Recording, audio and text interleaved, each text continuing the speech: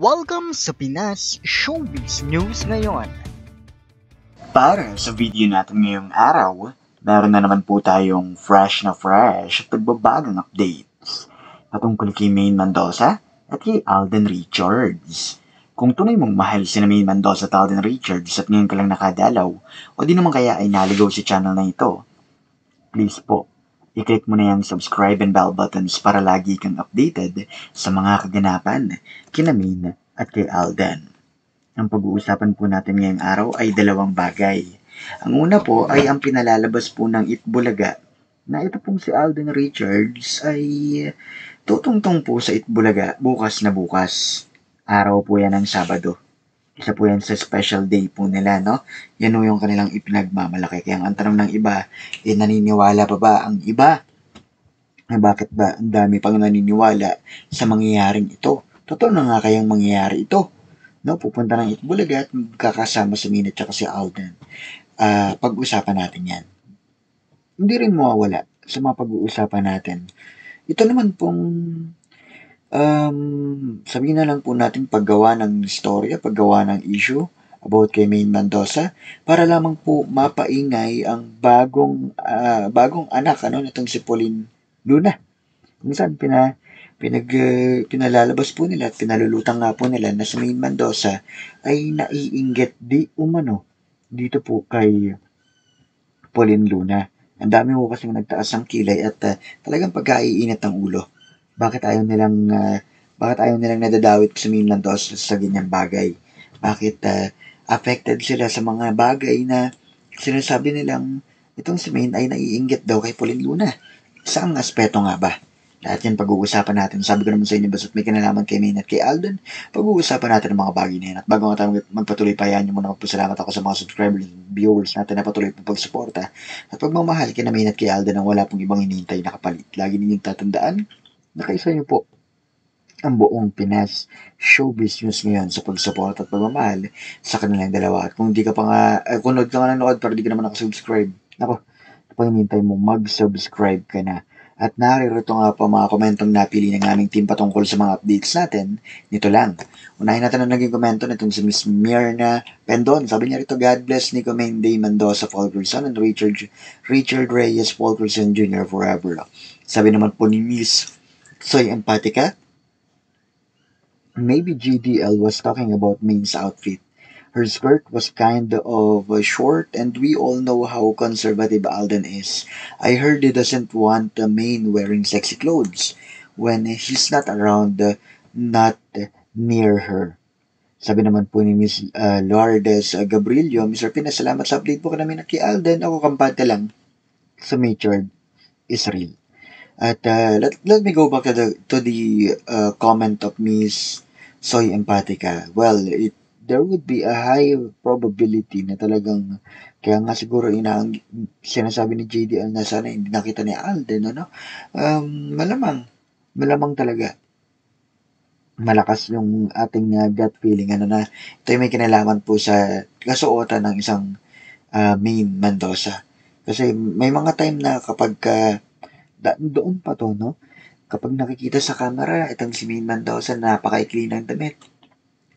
Si Alden yung napaka-gentleman.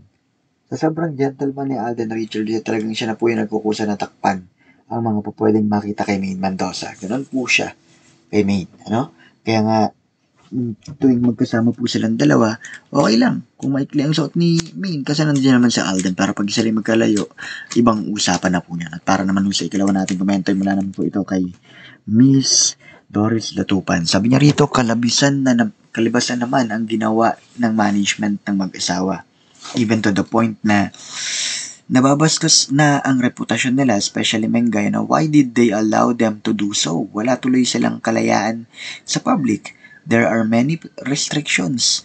Of all celebrity couples, sila lang ang hinawakan sa leeg, no? Mga ganid at selfish na managements. It's all because of money.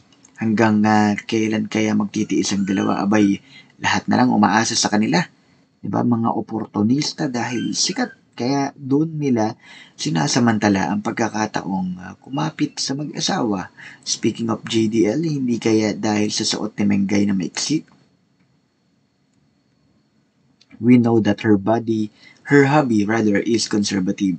O di ba? Kusang lumalabas sa bibig ni JDL, totoo na si RJ ang legit na husband ni Mingay, hindi si Panot. Ang dami kasi pong dami nag-expect na lagi pong i-admit, lagi sasabihin na itong si Panot ay ang asawa, no? Pero in reality, dun mo makikita eh. Sabi nga nila, ang isda nahuhuli sa sariling bibig. Diba? Maraming salamat po, Miss Doris Lutupan. Para naman ho sa tiyato natin komento mula naman po ito kay Miss Gina Torrico. Sabi niya rito, si JDL ang master? Wedding nga. Siya ay isang laos. No? Na ang tawag ay poet niya. Yung bulong mo, laos na. No? Poet niya, baka pahiwatig sa inyong kapalpakan, sa ginawa niyo sa Aldab. Wow! No? Pabulong-bulong ka pa. Bakit may tiwala ka ba? Anong fandom sa'yo? May tiwala pa ba ang fandom sa'yo? No? Here comes the second sarsuela of Alden and Sak, sa dinami-raming picture, bakit si Main pa ang pinatungan rather ng ulo ni Sakang. Sorry, huli na kayo. Alam na ng fandom yan. Pagbutihin nyo, baka mas mabenta pa yan kaysa sa first sarsuela nila, Min at ni Bakling. Well, ang dami nagsasabi na meron pa nga po, may nagsasabi pa nga po na anakan session na po ang susunod dito. Kasi halos tapos na raw po lahat eh. Pero pagdating po sa ganitong bagay, iba. No, ibang-iba. Yun ang masasabi ko rito, ibang-iba.